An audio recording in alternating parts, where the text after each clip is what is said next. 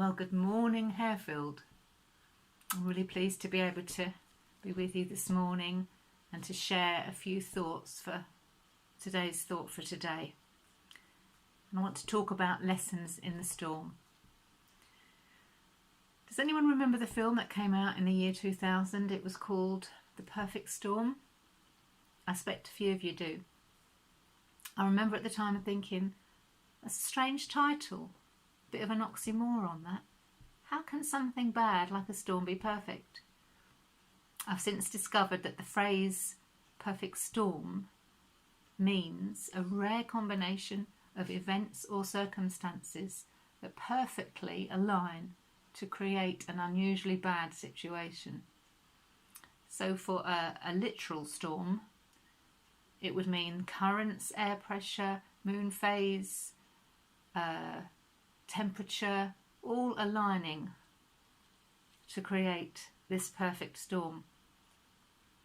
Well, in the Gospels we read about two particular storms. I don't know if they were perfect, but they were perfect tools for Jesus to use to teach his disciples about faith and trust. Let's look at the first one. Mark 4 verse 35 says that Jesus was asleep in the boat. A storm started to rage. The disciples were terrified. They woke Jesus up and they said, "Don't you care? We're drowning." And Jesus said, "Why are you afraid? And why do you have such little faith?" He wanted them to trust him. Why shouldn't they fear, though? Well, A, Jesus was the creator of the universe and therefore master of wind and waves, and B, Jesus was in their boat. And Jesus is in our boat this morning as well, in our difficult situations. And he's saying, don't fear, I'm with you, I'm in control. And then it finishes by, in verse 39, saying that after they woke Jesus, immediately he rebuked the storm and it stopped. Now the second storm that I want us to look at is in Matthew 14 verse 24. Jesus sends the disciples off in a boat, but this time without him. The storm starts to brew. The disciples are in trouble. They're frightened. They're on their own. The hours pass. The storm gets worse. They have this fear that they're going to drown. They have questions. Why did Jesus send them out if he knew there was going to be a storm? Maybe they blamed him. It looked like he didn't care. You know, they must have had these kind of questions and doubts. And we know that the storm went on and on through the night, because it says that it wasn't until the fourth watch of the morning that Jesus came to them and he was walking on the water. Now the fourth watch of the night is just before dawn, so about 5 o'clock, 5:30.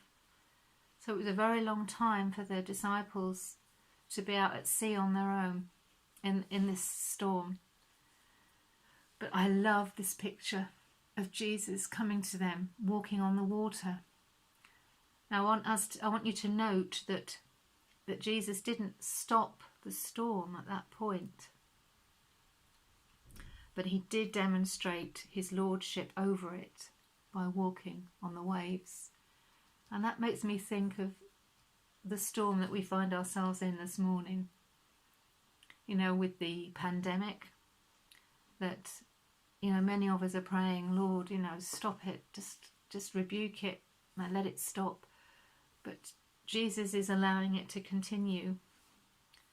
But we're still seeing that his lordship, we're still seeing his hand, we're still seeing that he is working in the storm. As we've said, the Lord doesn't always stop the storms straight away, because I believe he wants to teach us things in the storm. And in the case of the disciples, he wanted to teach them something. He wanted to teach Peter in particular something new. Now, whenever Jesus performed miracles like healing, casting out demons, etc., he would teach his disciples that they could do the same things in his name. So at this point, Jesus teaches Peter to walk on the water too.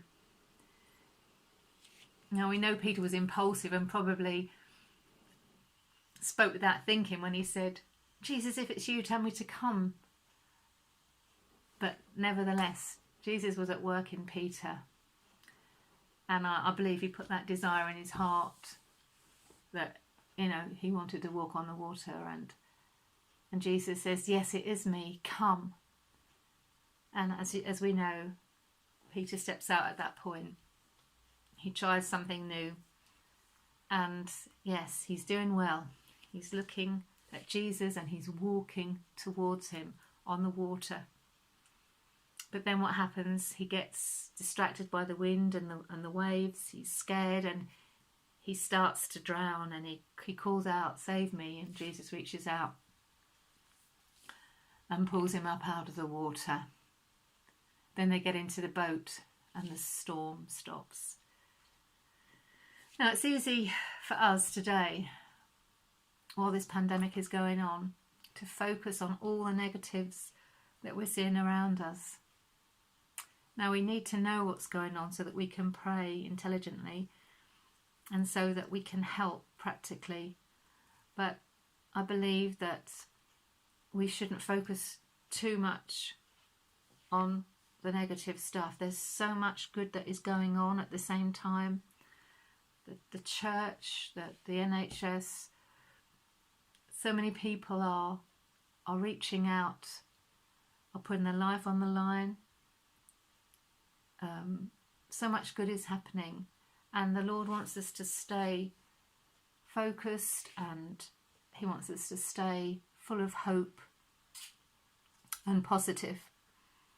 And I believe God is mobilizing us at this time. We're praying more, we're shining out as the church, we're waking up to our purpose here on earth. God is giving us so many opportunities at this time to speak to our neighbours and speak to our friends and our work colleagues.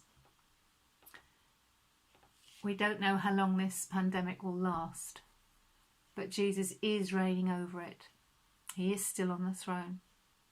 Psalm 29, I love this. It says, "The Lord sits enthroned over the flood and blesses his people with peace." There's a song that we sing as well called "Still." And it says, "Father, you are king over the flood. I will be still and know that you are God." So is he at work in this storm? Yes. Has he forgotten us? No. Will he deliver us? Yes. I believe he will in his perfect time. But until then, let's choose to trust him, to stay in hope, and to ask him to teach us and change us in the storm. Have a great day.